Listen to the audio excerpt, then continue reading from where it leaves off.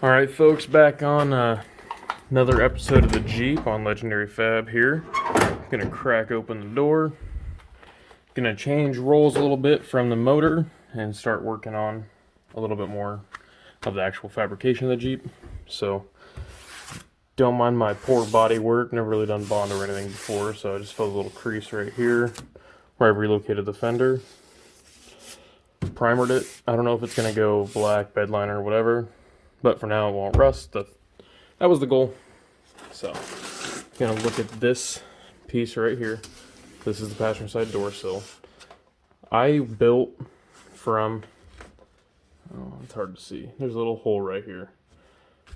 I resculpted this whole piece right here so it would keep going with this trim line. Did a halfway decent job because you can't really tell where I built and where was actually part of the rocker. But as for the bottom half, just a big hole. And if you reach back this way, you can reach inside the Jeep. So today is going to be the start of plating in this rocker here. I was going to buy new rockers for it. Decided that would kick my ground clearance to the side down a couple inches when I can just plate in all right here. Seal this up, make it all solid.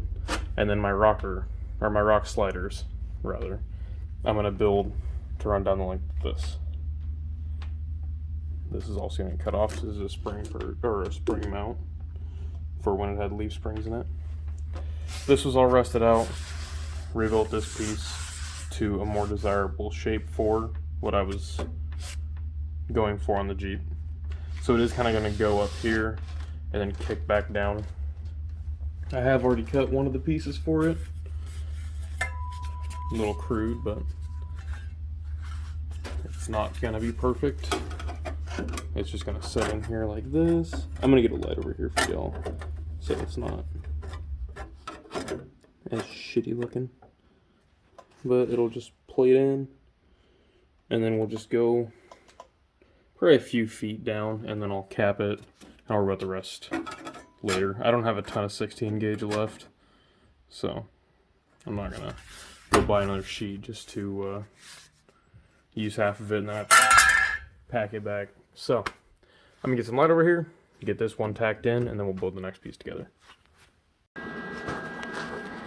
So better light, and that first little panel's welded in. The welds suck because I'm welding. This piece is actually 18 gauge. It's just easier for me to form that little shape. It's got a little bend in it. It's kind of hard to see. Excuse me. Just a ton of tack welds, really, is what it ends up being. So, that piece is in. Now you can see better when I'm talking about that channel. So, all I'm going to do in the channel is cap it with probably 18 gauge tail light right here. And then 16 gauge the rest of it. Make it a little bit more stiff. Here's where I was talking that I built. You can tell, like, obviously this piece right here is kind of rough, but getting over here, it flows not awesome, but decent. Best way for me to put it. But it works, it's functional. Door seals. This will end up probably getting ground down, made pretty, go with the flow. But go ahead and build a couple more pieces, and then I'm going to build a vertical piece to cap it for now. And then in the future we will continue it the rest of the way down. I'm going to cut off that piece in the fender and cap it all the way. Make it the same level. That's just where the rocker tore down right there. You can see it just fell off basically. Now you can see the floors a little bit better too. Not the floors, I guess the floors and the reinforcements. But I'm probably going to wait to do a ton up front until I actually have the front long arm done, so I know how far forward my rocker or my rock sliders need to go. So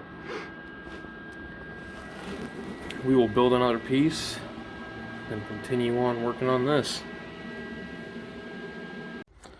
Alright folks, well, was going good, and then I ran out of argon. So I got that first sheet of 16 gauge. Let me get out on the floor so I can video it better. It's hard to weld this thin shit, especially overhead. And I forgot my jacket in the house, so I'm not trying to catch myself on fire today. But that's what it's going to look like all the way down. I think it's going to turn out really good. So this sheet that I put in here is 18, going to 18, then it's 18 again, and then I'm starting that 16 gauge. So I'll have to get a bottle this week. It's only Saturday. So this video is probably going to be pretty short, unless I find something else I can put in here.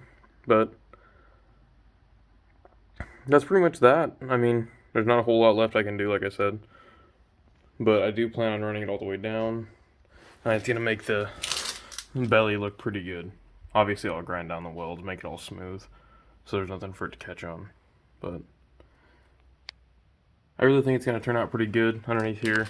Then it'll give me something good. I'm probably going to weld like 2x4 rectangle tubing, like quarter wall. I probably do like 6 inches, kick it out a little bit. I'm going to cut the door down too. As weird as that sounds, the whole bottom of it's rusted. The light's in the way, but you can see where all the rust is just eating this door. So instead of trying to source new doors and then make them fit, I'm probably going to chop the bottom off so it follows this line. Keep it there, run all the way down, put a piece of flat stock on the bottom, or just plate it with a piece of 16 gauge. That way I alleviate the excuse me. I get rid of the rust completely, and I've got doors that fit the way the Jeep was built. So nothing super fancy, but it is how the Jeep is turning out. So it's also going to hide all my ugly floor welds where it's all welded on the inside. The outside just kind of welded in a few little places. But it's basically cut up to where the floor was bad. Even there's even some bad places still left on it, but it's all been coated and everything. So this is actually a good view of the bottom for you of the dual triangulated 4-link. That muffler reset on there for the starting video. But we'll get it all plated in. Get it all ground flat. Make it all halfway pretty so I can go smash it on a rock. I'm waiting to cut this leaf spring mount off until I have a plasma. And then once that's cut off, I've got some more reinforcement plates to go in there. I'm just waiting until I do that. And same with the front, because it's only a short arm 4-link right now. Once I get that cut off, I've got another reinforcement plate that's gonna go where that is. And then the way I've got it figured is, this is the rear bar, this is the cross member that I built, and then right here is gonna be where the front bars mount, in this area. So I think it's actually gonna look pretty cool underneath here once it's all done as well. As for these ones, I believe the top bars and the bottom bars are gonna mount at the same place in the same mount, or I'll figure that out later on. But that cross member is probably gonna go. I think I'm gonna end up plating the whole interior of the frame, because the whole outside's up here is plated with 3/16. The back reinforcements are 1/8 inch. I'm gonna plate the whole inside with 1/8 inch. So I'm probably gonna pull the whole powertrain out and clean everything up that I haven't cleaned up yet when I've got a little bit better working space than a half-car garage. But probably gonna pull that out, pull all my fuel and brake lines out that I built. I built them to where I can pull them out fairly easy. And then I'm gonna go ahead and plate the whole inside, and then whenever I do the crossmember next, I think I'm gonna do through and through bolts, or drill a hole that's bigger, get a piece of, not round stock, but just a piece of pipe, so it doesn't crush on itself because it is a unibody. And then I'm gonna bolt the crossmember in through the sides, and it'll hold it goes to the transmission, but it'll hold the T-case transmission up in the rear, the same that it does now, just mounted in a different location so it doesn't have any interference with my 4-link bars. So let's get a little bit of the plans and what the bottom is gonna end up looking like. Whenever I do that, I'll probably end up coating the whole bottom as well, since it'll be a little bit more easy for me to get to. So, and then eventually, I know I was talking about on the first video I did that I built a skid plate for the motor, or the oil pan rather. I do want to continue that skid plate back to mount to this cross member here, and then maybe one from this cross member down to the bottom of the 4-link bars. It's not really going to do a whole lot because the bars are going to be the lowest point on the Jeep, but it'll at least help if I decide to bottom out and hit on stuff. It'll at least help me not destroy everything underneath here. So, little different angle of the axles. Don't worry about how ugly the springs are. They're all out of whack. I do plan on adding on to this truss if I keep Jeep axles in it. I don't know if I'm going to go half ton, 1 ton, or just build the piss out of these, put 513 gears in them, and run with this, or if I'm going to, like I said, go up and maybe go to a bigger gear as well. But if I do keep these axles, or if I run them until I end up building my axles, I am going to add on to this truss, and I'm going to build my air shock mounts almost where the end of that spring is coming off the truss, and then I've got a piece of 1.5" quarter wall DOM that I'm going to drill through the frame right over the axle. So I'm going to get the axle exactly where I want it. Drill that. It'll go through and through with caps on the sides, kind of the way I did this cross member here. The pipe comes up to here. It's notched, so it welds to the frame on flat surfaces on both sides, and then it's got this plate on either side. And these are 1/4" plates, quarter wall DOM, all 1/4" gussets, and I believe the mount's actually 1/4" as well, so it's pretty girthy. But I'm going to use the same idea back here for the shock mounts. And then it's going to go on either ORIs or I think Radflow air shocks. I haven't really made a complete decision yet because I still have a whole front 4-link to do. And then deciding on axles. There's so many little things I've got left to decide and to do that honestly my air shocks are not going to be my biggest priority until I probably get the front 4-link here and I can start building the mounts. Because I don't know where the front are going to go through, so I don't know how long my stroke needs to be on the air shocks. But as for underneath, glad I can give you guys a better view of it all. And hopefully this week I'll have more videos of this either completed or at least closer to being done. So that is a wrap. Oh, also, this is my poor job of doing body work on this. I might end up sanding it down and redoing it. It's all bondoed where that joint was. And then if I can get up here, we'll walk back around to the other side of the Jeep. Don't mind my mess of tools. I need another toolbox. I went on a deployment to Afghanistan and came back and just bought every tool I ever thought I'd needed. I ran out of space for them. This is where the filler net came through. Oh, for those who don't know, I'm in the Army. That's why I keep talking about moving back to Wyoming. I'm getting out in the next few weeks. So that's why I always talk about leaving New York and going back to Wyoming.